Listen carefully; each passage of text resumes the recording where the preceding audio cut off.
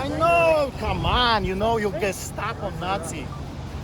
You're sick. You know that? You. Hey, don't resist. I don't No, he's not resisting. Stand up. He's I'm no. not resisting. You are a Nazi, do it the Nazi style. Stand up. I was told that when you're in a police custody, you don't have to talk to them. You can remain silent. That's your right until you have a moment with your lawyer and you can get advice from the lawyer. And that's what they read. They read me my rights and they said that. And then he started talking to me and I would not answer. He says, you know what? Let's just throw another charge on him because he's not answering. He says obstruction of justice. I mean, why not? Why not add bloody murder? Let's just, for the fun of it, let's just add drug smuggling. Let's just add rape, kidnapping. I mean, let's just make stuff up because that's exactly what they're doing. They're making stuff up because they have nothing on us, nothing. Because we're not bad people, we're saving lives, and the government is so corrupted that they hate anyone that does good. Warning, censorship. Adam Sos here for Rebel News, and I am with Pastor Artur Pawlowski and Dawid Pawlowski, fresh out of prison, arrested now for the third time, becoming old hat, but I'm sure it's no less shocking every time this happens. The first arrest, that dramatic roadside arrest, then arrested at the airport upon landing of all things, and now arrested a third time after leaving a protest you weren't organizing, a peaceful protest. Clearly a pattern has been established here, and it's a pattern of malicious intent by the government making an example. Jason Kenney came out and made this strong statement about how protesting is allowed, but not this type of protesting. So clearly Jason Kenney all the way down are aware that you were arrested. Maybe first off, if you could just tell us about, and we talked to Nathaniel already, your son, but if you could tell us a little bit about the events leading up to the arrest yesterday. Well, I was approached, of course. I have become a pastor of the freedom movement, if you will. So lots of people are contacting me and they're saying, hey, would you come? Would you come and pray? Would you come? People recognize that when I show up, it's a lot more peaceful. And they asked me if I would be able to come to this one. It was not a big one. It was not supposed to be intimidating. It was supposed to be a family rally with a notion of, Jason, we are humans too, and you're doing this to us. Why? That's pretty much what the whole idea was. So I decided to come. My brother David and my son joined. And again, the first thing that I said to the people is make sure no cursing, no swearing, no trespassing. Some people wanted to go to the back alley and maybe do some intimidation over there, at least showing up from in the backyard. I said, no, don't do this. Let's stay here. We're making a statement. It's a peaceful vigil, Mahatma Gandhi style, Martin Luther King Jr. civil disobedience style, telling the politicians with our own bodies, hey, we're humans, don't do this to us. You're not at the legislature, you're not answering our emails, and believe me, I sent a number of them. You're not answering phone calls, well, there's no way we can talk to you and make you accountable. You work for us, and there is absolutely no way that these days we can talk to the politicians.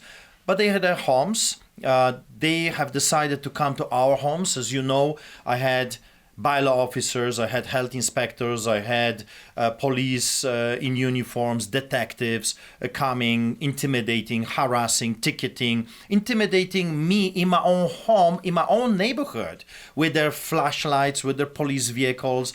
And I said, you know what, maybe they need to taste their own medicine. Maybe they should feel how we feel for a change. We're not in this together. They're giving themselves a hefty paycheck raise. We are losing businesses. We're losing everything. And yet we can't even go and protest what they're doing to us. So I say it was a very peaceful, respectful. I mean, people were chanting, of course. But overall, it was 45 minutes. Not a big deal.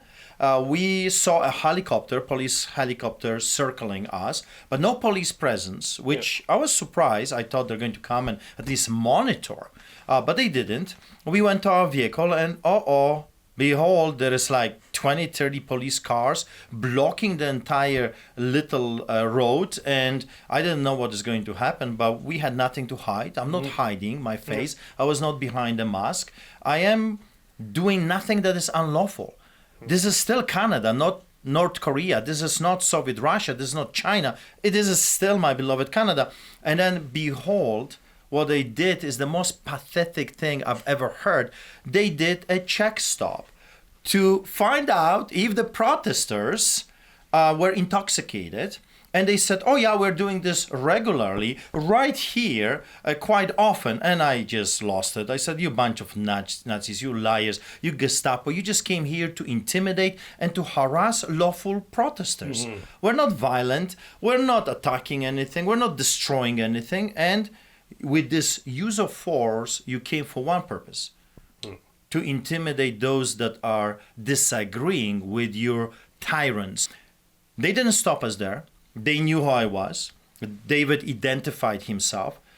They let us go after I was upset and I told them what I think about their actions and their lies and their evil, tactics to stop freedom of speech, freedom of assembly, freedom of expression. No one followed us. We were going back home. And then, behold, they could arrest us in 10,000 different other ways. They could come to the house. They could send a letter to Sarah Miller or Chad. They could say, hey, your client has to come and give himself up. Or there was 10,000 different ways that they could do it. No, they had to do it in the most dangerous place on Crowchild, next to a merge road and just before a bridge.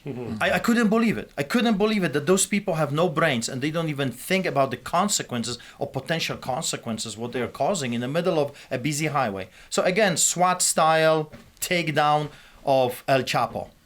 And the thing that's vexing, and Alvy, you maybe comment on this, is all the takedowns. They could come to your house and arrest you. You can testify to this. You've got martial arts training. You're a pretty strong guy. I've never seen you get violent or escalate things.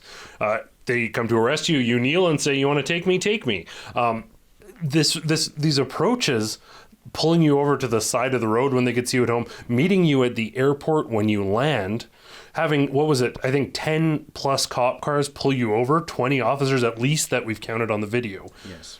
Can you speak to, he's not a violent person. I've never seen him escalate. Even when you were attacked outside of the grocery store, you could have knocked the guy out. You didn't. I'll tell you this. I have black belt martial art. I was a professional boxer. And I'll tell you, if I wanted, or if I didn't want it, police to arrest me, I could do it, and they would not be, or they would taser me or shoot me. But no, when they come, you have to go like a sheep to the slaughter and have your day in court. There's no point of fighting back, and you have to do it peacefully. This is the key. You have to do this peacefully. No violence. Do not obey their orders, but do not fight back physically, because you're going to destroy the entire movement. Mahatma Gandhi won. Martin Luther King Jr. won. Solidarity movement that we started won because they did it peacefully. And they show who is the real villain. And I think that's what's happening here. What has your perspective been on this? Obviously, you grew up alongside your brother. There are people out there who say that this is a publicity stunt. I mean, obviously, you've spent 20 years feeding the homeless people here in Calgary without garnering much attention. You had a small congregation that you preached to. I doubt you spent 20 years doing that, hoping that one day the government would arrest you in dramatic roadside SWAT arrests. What has your experience been like watching this happen, watching this unfold, and now being in jail with your brother again? Well, it's heartbreaking, I mean, I joined 18 years ago, and to people that know my story, I used to be on the streets. I used to do all kinds of other stuff. Then I became Christian, and I saw my brother for over 20 years doing nothing but saving lives. That's what this man is called to do. He's good at it. He's saving lives. And I can testify to it because his preaching, in a way, saved me from hustling and other things on the streets. So I'm a living testimony of his ministry, right? So I'm a living proof that what he preaches is the truth. And it's heartbreaking. I mean, we were arrested already, Art, how many times? We were almost 15 times arrested for not being a criminal, for feeding the homeless, for taking care of the government's problem. Because they're causing this problem. And this is just the beginnings of sorrow. People need to wake up and really smell the coffee and see what's really going on here. And I've seen him suffer financially like no other Christian that I know in Canada, in a Western world. It's pathetic. It's an antichrist agenda, that's for sure. It's anti-Christian, anti-Canadian. This is a war against our faith. This is a war against Canada. That's how I look at it. For the past 20 years, that's what I've been observing. So Nathaniel did a very good job filling us in on what's happened. We're very happy that he's kept us apprised of this. This is really your first interview since you've been released. So I know last time you had some terrible treatment while you were, both of you, incarcerated when you were put inside of the prison. Was the experience any better? What was it like this time? Arresting officers, horrible. I mean, look, still have bruises, extremely violent, and they wanted to make sure I'll suffer. And in a way, I a little bit understand why they were frustrated, because they want people to comply. It doesn't matter how evil they are, how ridiculous their mandates, restrictions, or unlawful behaviors are. They want people to just, like the Jews during the Nazis, go to the chambers. On the other side, there is a warm meal for you. Just do it. Trust us. We're the government, okay? Trust us. But I'm not willing to do it because I know history. And what I'm seeing right now is a repetition of history. So they wanted to make an example out of me. Again, I don't get it. I don't understand why they're doing this in such a dangerous manner. But I was taken to the police, and here is how everything unfolded. I was told that I have breached an order that, to my knowledge, is no longer existing. Also, when Nathaniel asked them about what they are arrested for, he says suspicion of. So the officers themselves didn't know what the whole thing was all about. You see, here is what I believe happened. They were told, you got Pawlowskis. We can get back to them right now. It's the first of the new year. Let's just make their beginning of the year a misery. And that's exactly what they tried to accomplish. When I was taken to the police, I was already handcuffed, hurting, and I had 2 charges, I was told. Mischief. Mischief is being given to where the police doesn't have anything. Yeah. I mean, it's a made-up charge most of the time, like disturbing peace. Anyone can, you do meow, and you're disturbing peace, according to some officers. So a mischief is the same. Oh, we got nothing on you, so I'll charge you with mischief. Breach of an order that is a long time gone, mischief. And then I was told that when you're in a police custody, you don't have to talk to them. You can remain silent. That's your right until you have a moment with your lawyer and you can get advice from the lawyer. And that's what they read. They read me my rights and they said that. And then he started talking to me and I would not answer. He says, you know what? Let's just throw another charge on him because he's not answering. He says obstruction of justice. I mean, why not add bloody murder? Let's just, for the fun of it, let's just add drug smuggling. Let's just add rape, kidnapping. I mean, let's just make stuff up because that's exactly what they're doing. They're making stuff up because they have nothing on us, nothing. Because we're not bad people, we're saving lives, and the government is so corrupted that they hate anyone that does good. Well, we talked to Sarah Miller, and tomorrow we're going to have a legal update for everyone from Sarah Miller. But there's clearly some problematic and confusing grounds from the arrest. What we've seen from the video, the officers are on the phone as they're bringing you in, clearly extremely problematic. So we're going to iron out what happened legally exactly with Sarah Miller tomorrow. For everyone at home, Sarah Miller, the lawyer provided to Artur Pawlowski at no cost, thanks to your donations at saveartur.com. She's done exceptional work, won some appeals already, going to continue working for you. Chad Haggerty as well. So exceptional team. Thanks to your support at saveartur.com. I called Chad from jail. I mean, without you guys, without Rebel News, I think we would be, and without God, of course, we would be eaten for breakfast. But when you have allies like you, when you have God, when you have the truth on your side, you cannot lose. Yeah, it's a struggle. It was not comfortable. 24 hours on concrete in extremely cold environment when I was shivering. I mean, if you're a healthy individual, if you don't have strong immune system, you go there, you will come out sick. I'm telling you. I don't get it. Why is this for the benefit of society? Why is this somehow for the benefit of the health of the individuals? I don't get it. But you know, the moment I picked up the phone, I called Chad, he answered right away, and I said, I'm so sorry, it's the 1st of January, and people have a right to their privacy and not to work. But he says, you never have to apologize for what you're doing, and I'll do my best to help you. And he did. And of course, Sarah, when she was available, she joined as well, and we had the bail hearing, and here we are today, free again, despite the high level of corruption and lie from the government. And I was saddened when I read the comments of Jason Kenney. My goodness. And you're constantly harassing and persecuting those that just want to be left alone. That's what I want. I want to be left alone, and I just want to do what I'm good at. 22 years I'm feeding the homeless. Let me feed them. You don't want to feed them? You don't want to feed them? I'm willing to feed them at my cost. And I just want to mention, you asked the conditions in a jail. Let me tell you, in 19th century, at least in jail, they would give you some straw to lay on. In these jails in Canada, I mean, we are in Canada, I think, still. China. Yeah, unfortunately, that's what has become to. But they don't give you anything. I've asked for 3 things. I said, listen, it's so cold here. I'm shivering. There's no way that I can even rest for a second. You know, you have to turn every 5 minutes because everything is hurting. All the bones are hurting, right? I said, I want 3 things. Please give me a mattress, because it's crazy. Animals don't sleep like this. Give me a blanket because it's cold, or turn the heat up, and give me a Bible. 999. That's all I heard. No.